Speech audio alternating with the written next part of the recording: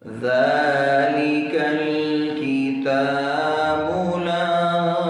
ريب فيه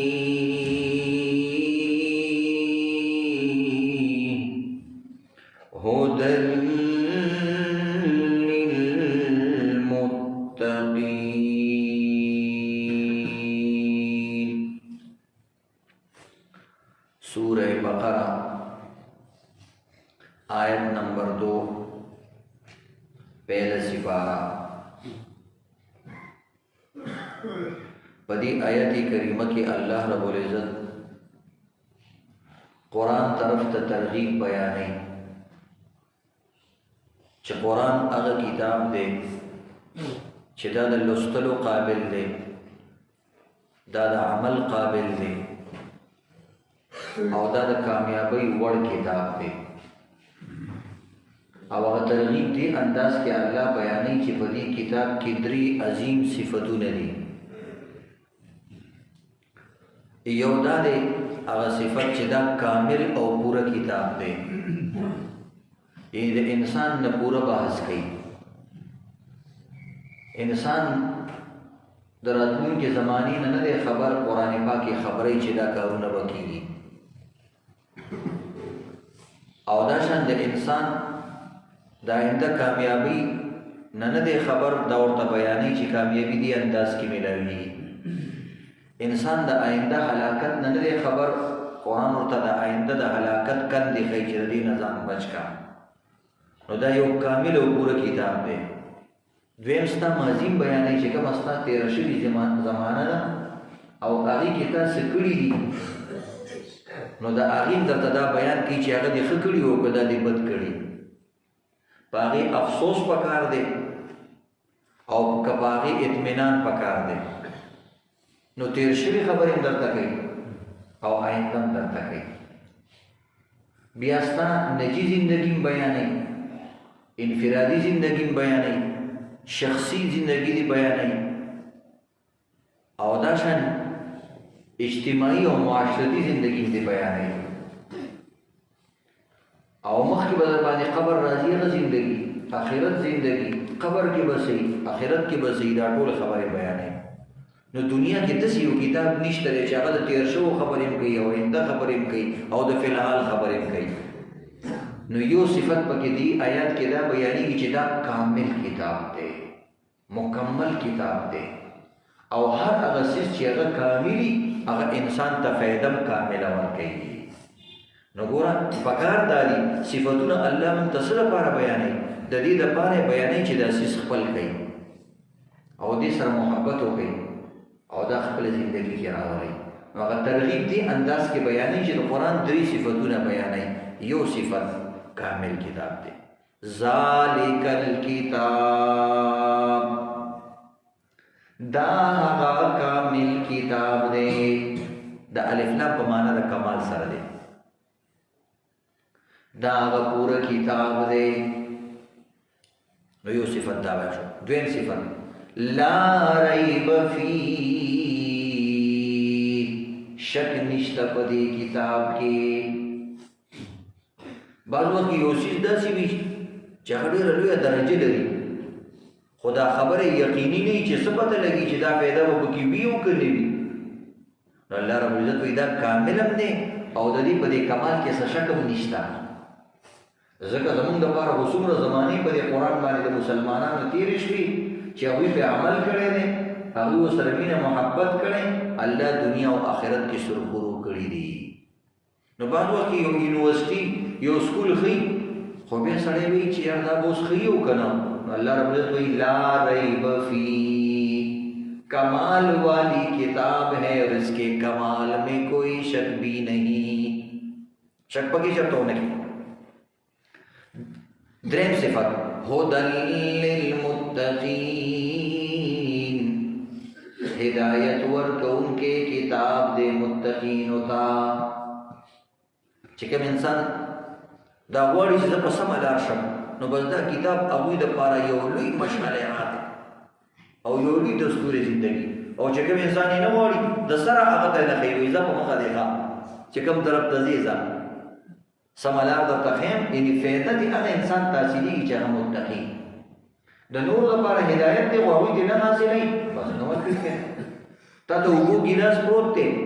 نو هر چا ته پته ده مسلمان چې څښي هغه ته هم فایده ورکړي چې کافر څښي هغه ته هم فایده ورکړي قرآن خو بس هدایت وهدیناه النجدین دواړه لارې ښیي ستا خوښه که راضي واله او که ناایمان نو په دې آیات کریمې خلاصه دا شوه چې په دې آیات کې د قرآن پاک 3 عظیم صفتونه بیانېږي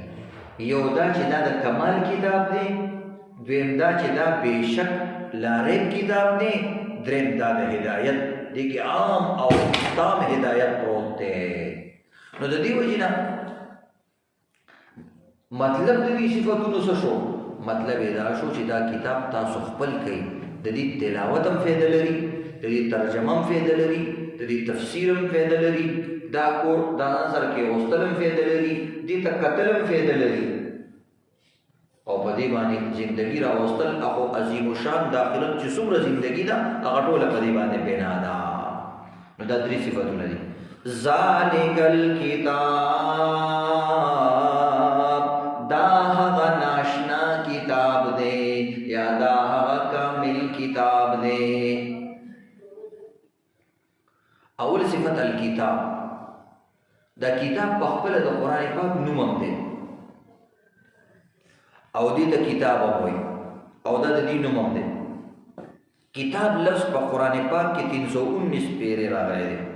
او دا ماده 219 بار استعمال شوې ده او د کتاب لفظ مختلفې معنی په قرآن کې استعمال شوي مختلفو معنو سره کتاب لفظ راځي خو دلته د کتاب په معنا د قرآن پاک سره ځکه دا کتاب د قرآن پاک نوم دی عظیم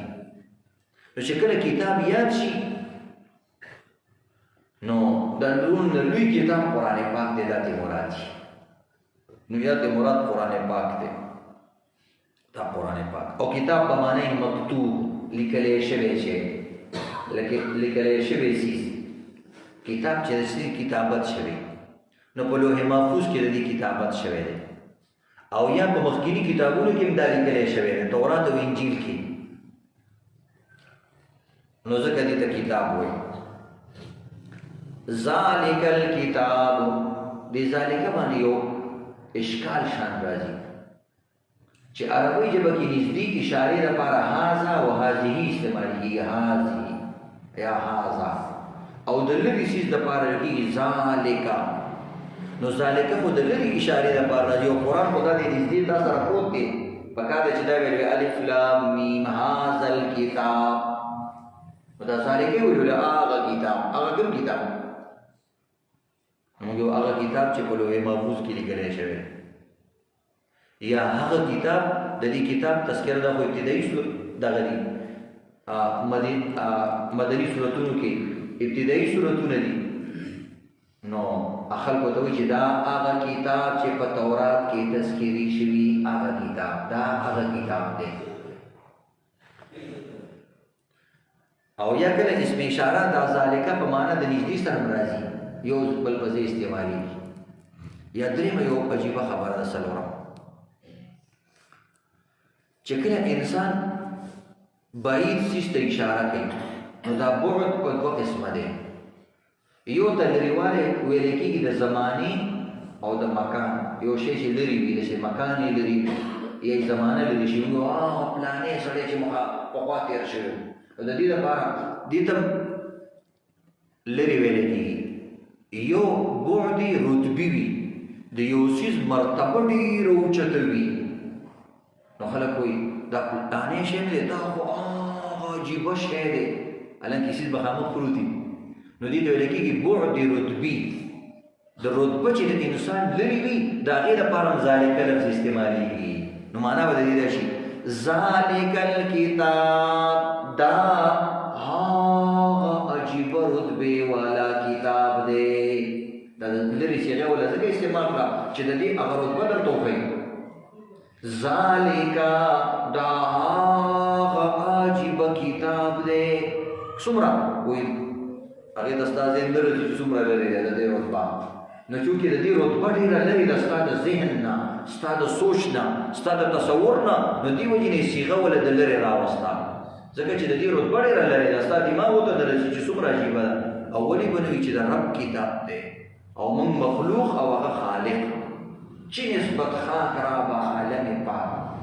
چېرته یو ناپاک انسان او چېرته د الله پاک کتاب نو پهلني کې د اشاره کوي ذالک الکتاب دا هغه اوچتې رتبې والا کتاب دی دې به داسې معنا کوي دا کتاب دی دا کتاب دا هغه اوچتې رتبې والا کتاب دی که څوک دوی د اوچته رتبه دې د کوم ټکي ترجمه وکړه ذالکه دې نه مراد اوچته رتبه یا د کمال والا کتاب دی لا ریب فی نشتنے شک پدے کے اس دی باندې یو خبر راځي چې قرآن کې راغلي چې په دې کتاب کې شک نشته نو کوم وخت چې نازلېدلو هغه وخت کې يهوديان عیسایان او چې کوم مشرکین مکه هغوی په دې کې شک کوي دا خو نه منل او نبی علیہ السلام دې څه پته لګي چې دا کتاب ته ځان نه جوړې کته ته څوک وي دا شکونه کوي کول او قرآن کې راځي لا ریب فی شک نشته دې کتاب کې نو د دې مختلف تفسیرونه دي یو تفسیر دی عام فهم او عجیبه او مزیدار او تاسو له ډېر خوند مندل مونږ یو شک دوه قسمه دي یو حقیقی شک چې واقعي یو څیز کې شک دی یو څیز دی شک دی مثلا یو کپڑا ده تا ته پته نه وي چې دا د جاپان ده که د پاکستان ده داسې عجیبه انداز کې نو دا کې واقعي شک دی یو دا دی چې یو څیز خو کپڑا خو دی جاپانی خو دې نه پېژنې ستا په دماغ کې شک دی څیز خو صحیح دی خو ستا علم کم دی ته شکي هسې پېزه شکونه کې نو دلته الله رب العزت وایي حقیقت کې شک نشته او کافرانې چې کوي نو د هغوی خپل کار دی د هغوی په دماغو کې شک دی د یو سړي خپل دماغ خراب کړي او یو څیز ورته خراب ښکاري نو دې سره خو یو شی نه خرابېږي خو چې د ساج په دماغو کې فرق وي هغه ته بیماري هغه ته لګېدلې ده نو قرآن کې هیڅ شک نشته هر چې کافرانو شک کولو نو هغه د هغوی د خپل دماغو شکو لکه لیوني د چې یو څیز خراب ښکاري نو د دې مطلب خو دا نه یا یو ماشوم دی ته ورته سکول کې ته سکول وایه مدرسه وایه او دې کې به ډېر کامیاب شي هغوی دا زما پلار څه لیونی دی مونږ خو روزانه میزیانې په چوکو باندې وایي دې کې به لا څه کامیابي او چې لږ لیټ لاړ شو غوږ رانه راکاږي نو دې غوږونو کې لا څه کامیابي ده نو دلته دماغ کمزوري دي دلته د کامیابۍ والا څیز مشکوک ښکاري یاره زما پلار خو لوی ساده ګل دی روزانه مې په پردو خلکو باندې وایي او دا به لا څنګه د کامیابي نو د مشرکینو مثال د دغه ماشومانو دی الله ورته یې دې کې کامیابي ده وایي دې کې به لا څه کامیابي نو بیا پیغمبر په خپل عمل سره وښودلو چې پیغمبر یو جومات جوړ کړو او هغې له الله د دنیا او آخرت نعمتونه او څیزونه او خوشحالیانې ورکړي نو دغه کامیابي وه د دې مثال داسې دی لکه یو سړی دی هغه د صفرا بیمار دی صفرا یو بیماری ته وایي صفرا داسې بیماری ته وایي چې هغه انسان ته ولګي نو د هغه په ژبه باندې خوږ او تریخ څیز یو شان کوي صفراوي بیماري عجیبه عجیبه بیماری نه الله پیدا کړي ګوره دا ژبه غوښه ده او د انسان دا لاس هم غوښه ده په دې غوښه باندې په دې لاس باندې یو څیز کېده نه شي معلومولی چې دا خوږ دی که تریخ دی او چې په دې ژبه یې کېدې بس فورا یې معلوم انسان دا ټوله بدن غوښه د الله دې کې کمال خیر کله ناکله الله رب العزت د دې ژبې نه دا حس لرې کړي دې ته ویل کېږي قوت ذائقه دا د ذائقې قوت دی الله سلب کې لرې کړي بیا انسان که مثلا مرچکې خوري او که مټایي خوري یو شان ورته محسوسېږي بس لکه ګیا چې خوري که خوږ څیز خوري او که تریخ څیز خوري دا ورته پته نه چې دا میټایي څه ته وایي او مرچکې څه ته وایي داسې الله سره عجیبه صرف د دې الله رب العزت د ذائقې دا څومره یو لوی انسان له قوت ورکړی نو چې کوم انسان د صفرا بیمار وي او د هغه ذائقه د خولې لرې شوي او ختمه شوي وي هغه ته ته زر زر وایه لکه ډېر خوږ څیز مې راوړی و د ملتاني حلوا ده هغوی مړه دا خو داسې ګیا ده لکه چې ته پټي نه دې راله ساګ راوړي هغه غریب د ملتاني حلوا او د ګازرو حلوا او دغه رنګې شوتل او ګیا او ټیپر او هغه ته یو شان ملایي نو د کافرانو په ذهن کې چې کوم دی دغه شان بیماري وه نو که هغه ته به زر زر هم چا ویل چې دا قرآن ډېر خوږ دی نو چې کوم انسان د صفراوي بیماري هغه ته خوږ او تریخ پته نه لیدي نو بیماري د دوی په دې دماغو کې پرته وه الله د هغوی بیماري نفي نه کوي هغوی په بیماري شته خو قرآن کې بیماري نشته هر چې د هغوی دماغ دی نو وي دې پکې که او یا دویم مثال داسې دی چې کوم انسان سترګې کږې وي سترګې دي د ماشومانو ته شاورلیټ وایي وایي کوم انسان شاورلیټ د لیټونه کاږه واګي سترګې کږې نو هغه ته یو څیز دوه ښکاري نو اوس حقیقت کې دا شی یو که دوه یو او هغه ته څه ښکاري دوه ته زر زر هغه ته وایه او تورات ورپسې راوایه قرآن ورپسې راوایه دلته دا شی یو دی وایي نه دا دوه دي نه مني ستا نو بیماری څنګه شوه دماغو کې بیماری شوه هغه شي کې نه ده نو دغه مثال د قرآن پاک کې هېڅ شک نه و د هغوی په دماغو کې داسې شک و لکه د سړي چې سترګې کږېږي او هغه څیز کې شک کوي او هغه ته دوه ښکاري نو د دې خصوصي مواد نه دي په دې باندې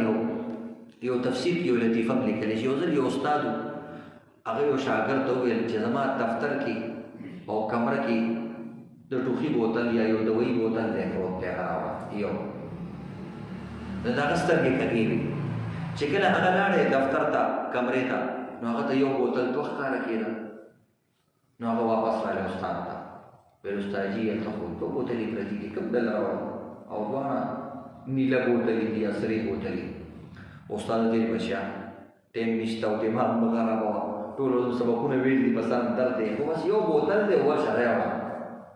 غریب ساده ګلو بیا چې لاړې ویې کتلې وایي استاد قسم په خدای ماته دوه ښکاري بس استاد یې بخیره کې غوسه شو ویل داسې چل وکړه چې زما خو نه منې زه دیم یو دی نو داسې چل وکړه چې یو مات کا او هغه بل راوړه بس هغه غریب چې راغی یو بوتل یې چې مات کړو هغه بله پر سره غیب شو او یو بوتل وکړ بوتل یو چې دویم غیب شو بس سړی راغی ژړل یې سترګې یې مږلې استاد ورته یې خیر شه هلکه بوتل دې رانوړو یو خو مات شو بل خو به دې راوړی دی استاد دې قسم په خدای چې یو مې مات کړو هغه بله پر سره غیب شو هغه ورته ویل بچیه ستا دماغو کې ستا په سترګو کې فرق دی بوتل یو دی تا ته دوه ښکاري نو د استاد خبره منه که نه چې دې کې شک نشته یو دی خو ته په خپلو سترګو باندې چلېږي دلته ته یو بیمار یې نو د بل منه که نه نو دقه رنګې د کفارو په دماغو کې شک په قرآن کې شک نشته دې وجې نه یو ځل هندوستان کې یو هندو هغه په قرآن یو ځل کتاب ولیکلو د هغه نوم پنډت دیانت سرسوتی ده یو ځل په قرآن کتاب لیکلی و رنګیلا قرآن ویل دا قرآن دوه قسمه دی کله یو څه وایي کله بل څه وایي او دغه رنګې په نبي علیه السلام یو کتاب لیکلی و رنګیلا رسول چې دا خو کله پیغمبر یو خبره کوي کله بل څه وایي دا خو د دین مزاج دی چې کله په کومو خبرو کې د عوامو سهولت یې کله ورته یې داسې کوه کله یې داسې کوه مثلا چې روغ یې نو اودس کوه او چې بیمار یې نو اودس مه کوه تیمم کوه اوس یو سړی وایي چې دا څه د قرآن دی ډبل کوي کله وایي تیمم کوه کله وایي اودس کوه نو موږ یو ظالمه دا ستا په دماغو کې فرق دی یو صحتمند ته وایي او بل بیمار ته وایي دې کې څه فرق دی یا قرآن کې راغلي دي چې مثلا او دغه رنګې دین کې راغلي دي چې زر د قیامت ورځ به زر راځي او دغه رنګ یو ځای کې 50 زره راځي وایي ولې یو ځای کې یو شان وي بل ځای کې بل شان وي نو موږ په دنیا کې داسې نشته چې یو ځای کې ورځ یو شان وي په بل ځای کې ورځ بل شان په ټوله دنیا کې ورځ یو شان نه نو غیرت کې هم دغه شان دي په یو سړي باندې به یو شان وي په بل به بل شان دا په دنیا کې نشته کار یو ځای کې چې کوم د 7 ګنټو ته ورځ راورسېږي بل ځای ته 15 ګنټو ته ورسېږي په یو ملک کې په یو ځای کې دا الله کوي نو تقریبا الله د قیامت پر ورځ باندې چې کوم سخت ګناهګاران دي هغه یو طرف ته کي چې کوم بل دي هغه بل طرف ته کي په هغې باندې به چې کوم د ورځ زیات دی په دې باندې به کم وي یا د دې مطلب دا نه دی د دې مطلب دا دی یو شپی انسان تاسو سوچ وکړئ موږ به ځان فرض کړو مثلا زه بیمار یم او شپه مې ده ټوله شپه خوب نه راځي بیا چې کوم دی کور والا ته وایم څومره اوږده شپه ده چې ډاکټر صاحب ته ټلیفون وکړم ځکه نه ډاکټر صاحب پاسېږي نه هغه وایي چې زه خو اوس ویده شوم موږ وایو موږ باندې شپه نه تېرېږي هغه وایي چې زموږ خو سترګې ملا نه دي ورغلي تا بیا ټلیفونونه شروع کړي یو سړی دی په بیمار باندې ورځ شپه اوږدوي او په صحتمند باندې صحیح د دې مطلب دا دی الله رب العزت د قیامت پر ورځ باندې به بعضې خلکو باندې دا ورځ داسې ټکې به پرې تېره شي او چې کوم ګناهګاران یې هغوی باندې به نه تېرېږي هغوی سره خو به غم وي زما به څه کېږي زما به څه کېږي هغه ګناهونه به څه کوي نو ژر دې دا ورځ تېره شي نو چې کوم سړی ګزارهار وي هغه باندې به د زرو هغې باندې د زرو کالو او چې کومې سخت وي هغه باندې به د 50,000 کالو برابره وي یو وخت به خو هغه باندې تکلیف زیات دی هغه باندې به تېرېږي نه نو بهرحال هغه کس کتاب ولیکلو رنګیله رسول او رنګیله کتاب نو په هغه کې د دیوبند چې کوم مشر نو هغه کله جواب هم ورکړو خو یو په کتاب کې شریک کړی وه وایي دا کوم سړي چې دا کتاب لیکلی دی دا شاورلیټ دی سترګو کې فرق دی نو دلته دا یو کتاب ډبل ښکاري او دا یو رسول ته ډبل ښکاري نو اوس مونږ ته سره څه کولی شو چې د ده په سترګو کې فرق دی بس هغه سړي چې د دې دا واورېده او هغه کتاب یې وکړو بس هغه ټولې نسخې د بازار نه اوچتې کړې ختمې کړې وایي تاسو د جیبه خلک خلکو ورته چې تېره راتېره نو څنګه یې شاورلیټ استاد خو کوی که یو شی درته دوه ښکاري بس هغه سړي چې کوم دی هر څه لرې کړه د بازار نه او توبه یې ویستله مطلب د دغه کتاب نه نو کافرانو دماغو کې شک وو خو قرآن کې شک نشته نو یو حقیقي شک وي حقیقي شک هغه ته وایي چې هغه څیز کې وي یو مصنوعي شک ته وایي زما پکې شک دی نو ته څوک یې ته د زموږ پښتانه ته د کوم باغ مولی ته پکې چا راوځې چې ته پکې شکونه کوې یو زر درې به وکړه یو سړي ښه ټیک ټاک سوټ اچولی بل ته یار دا شی ما ته کوږ ښکاري مونږ وایو تا ته یو زر ځل کوږ ښکاري ستا دې کې کار سړی خپل ځان ده خرو ته ګوره او د سارا شپو ته ګوره یو د دې معنا دا ده چې لیس ریبهم کریب کافرانو خو شک کړی خو هغه شک د شک په شان نه یو سړی به هر څه کې شک کوي د شک خو نه شک د معتبرو خلکو معتبر وي او معتبر انبیاء کرام دي الله دی ښه خلک دي نیکان خلک دي هغه که په انګریزانو کې تېر شوي دي هغوی ویلي دي یو انګریزي کې د موسټ وایډلی ریډ بک ان ورډ قرآن وایي په دنیا کې د ټولو نه بهتر او زیات لوستل کېدونکی کتاب قرآن دی راشدانه تپوس نو د دوی شک په شان نه دی نو موږ یو خرو ته ګوره او د سارا شپو ته ګوره او خر د خیک په خوراک څه پوهېږي خیک بهترین خوراک دی چا خر ته کې غذا نه خوړو چې دا څه شی دی ما وویل ما وایي د خر د خیک په خوراک څه پوهېږي دا خو بهتر څیز دی خو خر پرې نه پوهېږي چې دا څیز دی د بعضې سړي معده چې کوم دی هغه سوچه غوړي نه شي ازمولی نو دا سوچه غوړو کې بدوالی دی که د هغه په معده کې د هغه په معده کې کمزوري ده هغه ښه شي نه شي ازمولی نو قرآن یو بهترین او بلا شک ویټامن دی او طاقتور څیز دی د هر سړي معده دا نه شي ازمولی د هر سړي د معدې دماغ دا نه شي ازمولی دا د کافرانو په دماغونو کې نه راځي دا ډېر کلک ویټامن دی یہ منہ اور مسور کی دال وی دی خولې ته ګوره د مسورو دال ته ګوره نو دا بهترین څیز دی د کافرانو خولې ته دا نه رسي نو هغوی کې شک وکړه که نه موږ د هغوی په شکونو باندې څه کوو لا ریب فی شک نشته په دې کتاب کې د امریکې پرسټن یونیورسټي یو پروفیسر دی پروفیسر هیټي دا هغه نوم دی هغه وایي دا قرآن عجیبه کتاب دی په ټولو کتابونو کې وایي د دې عمر د ټولو نه کم دی ځکه انجیل د دې نه یو 600 کاله مخکې راغلی بیا تورات د انجیل نه 1500 کاله مخکې راغلی دی نو دا هغوی څومره دی د انجیل نه هغه 1500 کاله مخکې راغلی او انجیل د قرآن نه یو 600 کاله مخکې راغلی دی نو قرآن وایي ډېر کم سن کتاب دی د ده عمر ډېر کم دی خو تاسو سوچ وکړئ په دنیا کې چې څومره کتابونه دي په هغه ټولو کتابونو کې د ټول نه زیات مشهور کتاب او لوستل کېدونکی کتاب بیا هم دا دی وایي حیران به شي درته چې دا وړوکی دی عمر لحاظ سره کم دی مشهور زیات دی او هغه کتابونو باندې زمانې تېرې شوې خو دومره شهرت یې نشته ته لاړ شه یهودیانو سره مصري انجیل نشته عیسایانو سره مصنوعي انجیل نشته، زمونږ چې د کوم انسان سترګې نشته هغه سره دا قرآن موجود دی په زړه کې. راشه داسې کار چې قرآن یې لیدلی هم د دې همدغه قرآن سره موجود دی. نو دی وجې نه دا بهترین کتاب. یاد دې لا ریب معنا ده لا ریب فی ای لا ترتابو. اے خلقو دا بہترین کتاب دے، کامل کتاب دے، لا ریب فیہ، دا ما شک مکوئی پدے کی، تاسو پدے کم لا شکو نہ کوئی، سورہ بہترین کتاب نو یہ دا مانا دا. نو بہرحال عزت مندو نن دا قرآن پدی آیات کی دو صفتونه بیان شو، یو دا کامل کتاب دے، یو دا شکنا